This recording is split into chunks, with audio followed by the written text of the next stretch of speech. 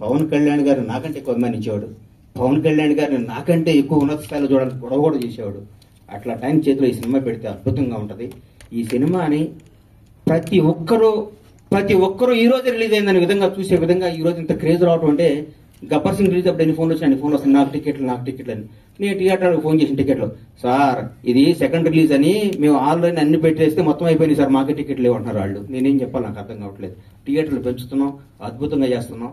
ఇది సినిమాని ఇంకొకళ్ళు రిలీజ్ చేయాలంటే కూడా గబ్బర్ సింగ్ అంత కలెక్షన్ రావాలని అనుకొని రిలీజ్ చేసే స్థాయిలో ఉంటుంది ఈ సినిమా రిలీజ్.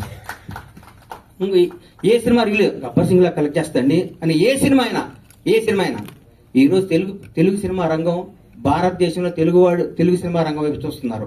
ఒకప్పుడు నార్త్ బాంబే అనేవాడు, తమిళనాడు చెన్నై ఎట్లా అనేవాడు. ఈ రోజు ఇండియన్ మొత్తం ఒక రాజమౌళి, ఒక సుకుమార్, ఎంతో మంది, ఒక మన నాగశ్విన్, మా అద్భుతమైన డైరెక్టర్లు మన ఇక్కడి నుంచి వెళ్తున్న భారతదేశం మొత్తం తెలుగు వాడిని చూసి తెలుగు నిర్మాత, తెలుగు డైరెక్టర్, తెలుగు యాక్టర్ గర్వంగా చూస్తున్న స్థాయికి వస్తే, ఈ రంగంలో నేను 7 సంవత్సరాల సినిమా తీయడం చాలా బాధ అనిపిస్తుంది.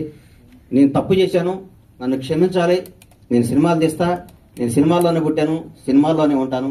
సినిమానే నా వ్యాపకం, సినిమానే నా జీవితం, సినిమానే నా ఆశ. బ్లాక్ బాస్టర్ల సినిమాలు తీస్తా, బ్లాక్ బాస్టర్స్.